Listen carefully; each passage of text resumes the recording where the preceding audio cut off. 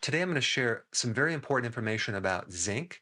And the reason I'm talking about zinc is that zinc is involved in so many different things. It's involved in 300 different enzymes and over 1,000 different factors related to your DNA. Its functions are very wide in helping certain enzymes, not just for digestion, but for a lot of other things. And if you can identify early signs of a zinc deficiency, sometimes they call it a subclinical deficiency, then you can prevent advanced problems related to zinc. And that could include a complete loss of appetite, and then you end up having anorexia, necrosis because the tissue is not healing. And so zinc actually helps with wound healing. And if you're deficient in zinc, you can develop ulcers externally or internally on your body, even ulcers in your mouth. And even some elderly that have these ulcers because they're in this bed and they're unhealing ulcers or wounds, they need zinc big time. Another advanced problem with zinc is hypogonadism, where your testicles actually atrophy or shrink. So you're obviously going to have low testosterone. That could be an advanced zinc deficiency. And I'm going to put all this research down below in the description. Another interesting advanced problem would be thymus atrophy. The thymus gland is on top of the heart, and that has a huge influence of making certain T cells that are involved with the immune system. It's like a training camp for your immune system. And if you have atrophy of the thymus gland, can you imagine what's going to happen to your immune system? You're not going to have an immune system. Then we have the adrenal hormone called cortisol.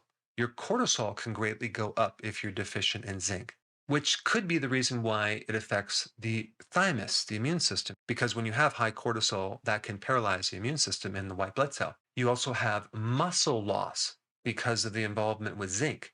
In fact, one of the best sources of zinc is in animal meat because we need that zinc in our muscles to create antioxidants to counter all the oxidative damage that occurs, especially with exercise. So, if you can identify early signs of a zinc deficiency, you can head off or prevent bigger problems. And I want to just show you one of my favorite books. It's called The Technology of War by Sun Tzu. You probably heard of The Art of War, right? But this book is a lot different. If you take a look at some of the books on art of war, there's like 45 different versions. A lot of them are altered from the original translation.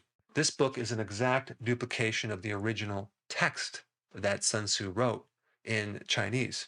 In this section, he's talking about supreme skill is not 100 victories in 100 battles. Supreme skill is subduing the enemy's operations and its forces without battle. And if we can relate this to this topic on your body, which I do all the time, you don't want to wait until you have an advanced disease before you do something about it. If you understand the early signs or the symptoms of something, you can easily prevent it because you have the knowledge. And so that way, understanding your body's early signs for something is extremely valuable. And I have a lot of videos on that. So let's talk about the most common early sign of a zinc deficiency. Well, first of all, you have to have the intelligence or understanding of where zinc tends to affect certain organs more than others. And it just so happens that the organ that is most affected by a zinc deficiency is the pancreas. Okay. Now, there's two parts of the pancreas. You have one that controls your blood sugars, which has to do with insulin, which zinc has a lot to do with. But also, the other part is called the exocrine part of the gland, which has to do with enzymes. Okay. And so, this is the symptom. Are you ready for this? Foul smelling stool that floats. Yeah, that's right. You might have some cramping. You might have a little diarrhea. You might have abdominal pain. You might even have bloating. Okay. But this is a very easy thing to identify. And yes, it could come from other things too. It could come from what you just ate, but it can also come from a zinc deficiency. And just as a side note, I did another video about this, I think 4 years ago. And there is another common first symptom, which is shortness of breath upon exertion, which is another indicator, which is good to know because sometimes people think, well, I'm just out of shape. Well, it could be a zinc deficiency. So we need to look at the diet. Are you eating enough zinc? Or maybe it's coming from what's called gut malabsorption. Maybe you have inflammation in your gut. That's a big cause of a zinc deficiency. Another cause of a zinc deficiency is consuming something with something called phytates, okay, or phytic acid, which is in grains. If you are a cereal eater, if you eat a lot of refined carbs, you're going to get phytic acid, and that is going to potentially create a zinc deficiency. There's millions of children that have a zinc deficiency around the world that are consuming a lot of cereal. They don't consume a lot of meats, especially red meat, and then they end up with this diarrhea, which is very, very dangerous. And out of all the foods that are the highest in zinc, it's oysters. Okay. And then you have crab, other shellfish, meats, fish. And then you might have some zinc in cashews and peanuts. But you want to just look at the whole situation to see, could this situation be coming from my diet? Is it coming from something that I'm eating that's creating this deficiency? Because also sugar or even being a diabetic can create a deficiency. Too much stress can create a deficiency in zinc. Or let's say, for example, you drink alcohol on a regular basis, that could create a zinc deficiency. Okay, having an infection can create a deficiency of zinc. So I think it's very important to use principles like this to be able to predict. And to be able to predict, you have to have the right information.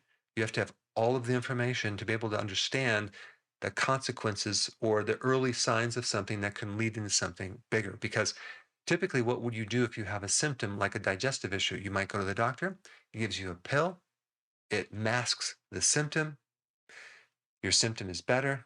The problem is still there, and then it kind of goes downhill from there. And just to give you a little more intel or information on zinc, zinc is very much involved with your sleep cycles. If you have sleep problems, let's say you don't get enough of the last part of your sleep, zinc could be something you might want to take right before bed. Zinc is also heavily involved in a part of your brain called the hippocampus, which is kind of like the relay part for memory and learning and cognitive function. Zinc is also, like I said before, involved with insulin. Okay.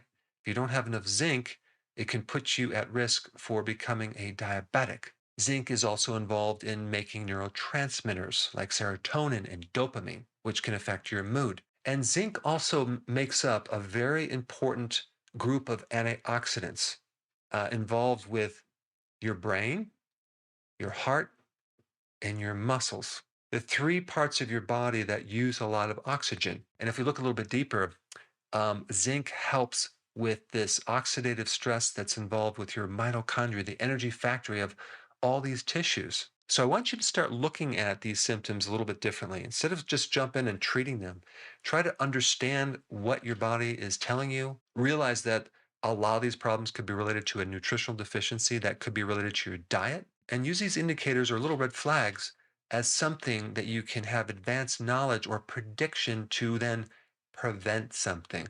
But unfortunately, this idea of prevention, you can't really talk too much about it because even like on the bottles of different nutrients, you'll see there's a mandatory label. It says this product is not intended to diagnose, treat, cure, or prevent any disease. So it's illegal to even prevent a disease. So what I try to do in my videos is to give you the knowledge of what you could end up with.